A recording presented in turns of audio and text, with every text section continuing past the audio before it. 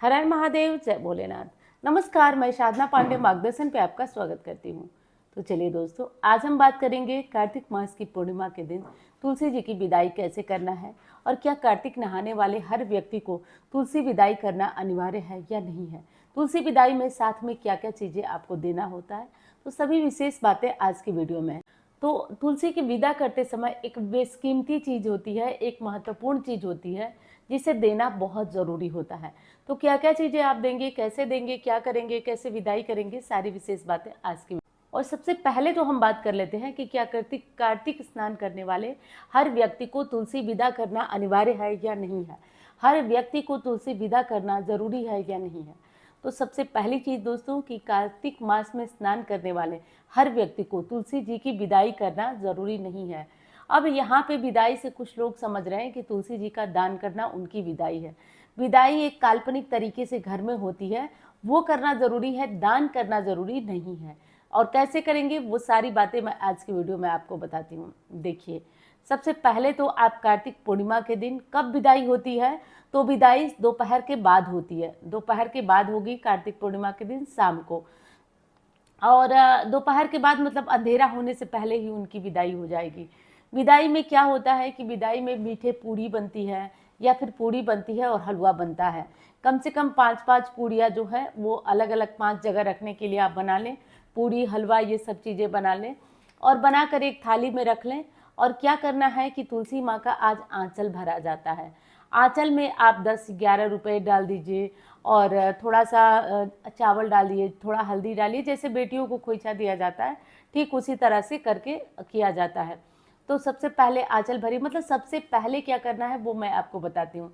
सबसे पहले तो जैसे तुलसी विवाह के दिन आपने तुलसी को साफ किया था, उनको सजाया था, वैसे तुलसी को आज पूरा श्रृंगार करके सजा दीजिए। आज हो सके तो एक नई चुन्नी लाइए, क्योंकि बिना चुन्नी डाले तुलसी को विदाई नहीं होती है।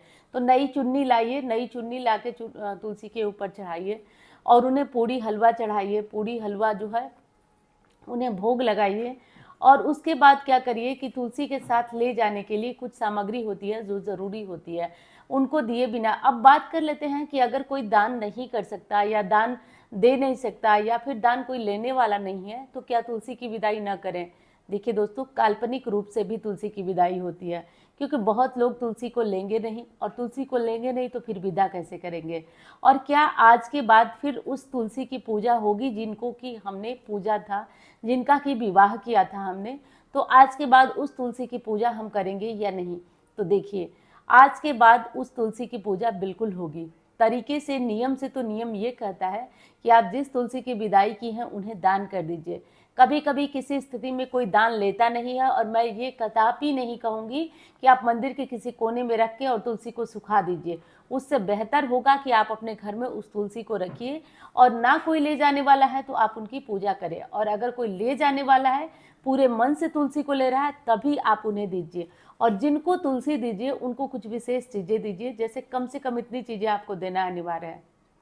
श्रृंगार की सामग्री जिसमें कि पीला सिंदूर बहुत ज़रूरी है। जिन लोगों के यहाँ लाल सिंदूर से शादी होती है वो लाल सिंदूर, और जिन लोगों के यहाँ पीले सिंदूर से शादी होती है वो पीला सिंदूर। लेकिन तुलसी जी की विदाई में सिंदूर आपको अनिवार्य रूप से देना है। सिंदूर और चूड़ियाँ, ये 2 चीज़ दिए बिना विदाई नहीं होगी, ध्यान रखिए।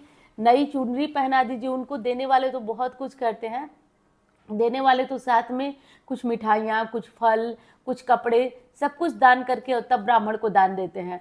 तो जो लेने वाला होता है उसको भी अच्छा लगता है कि साथ में बहुत सारी चीज़ें मिलती हैं।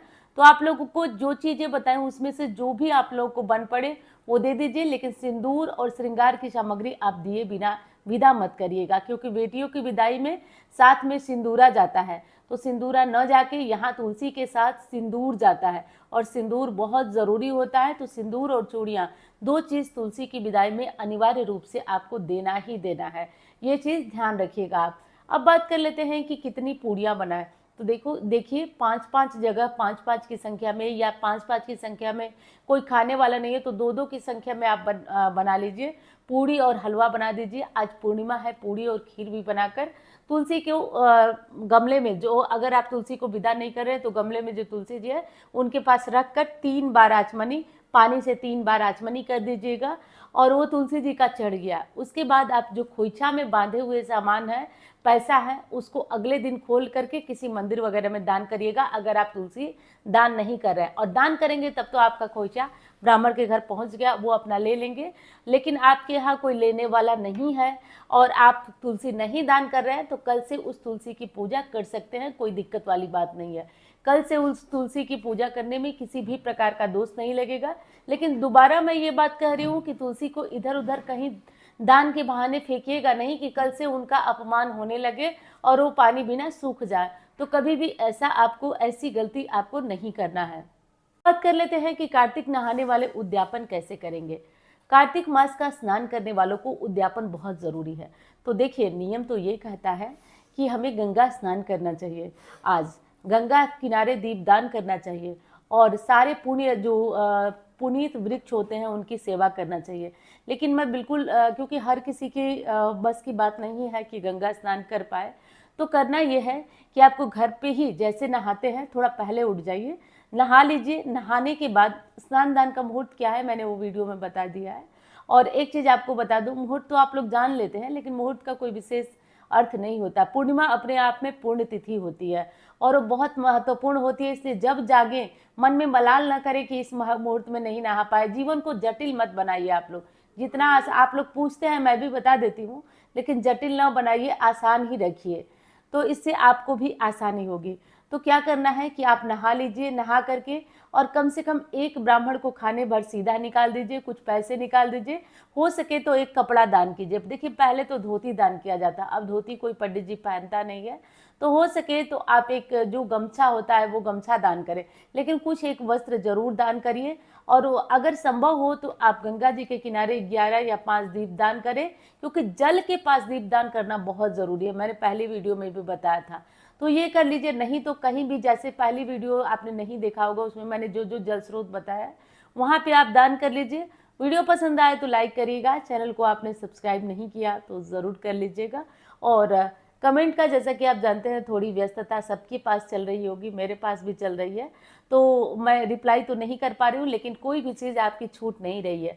तो आपको चीज़ें पसंद आ रही हैं तो आप लाइक करना मत भूलिएगा, और आप साथ में जुड़े हैं और आपको लाभ भी हो रहा है तो उसके लिए आप चैनल को सब्सक्राइब करिएगा। चलिए, अब मैं मिलती हूँ आपसे किसी अन्य वीडियो में। भोलेनाथ का नाम लेते रहिए। हर हर महादेव।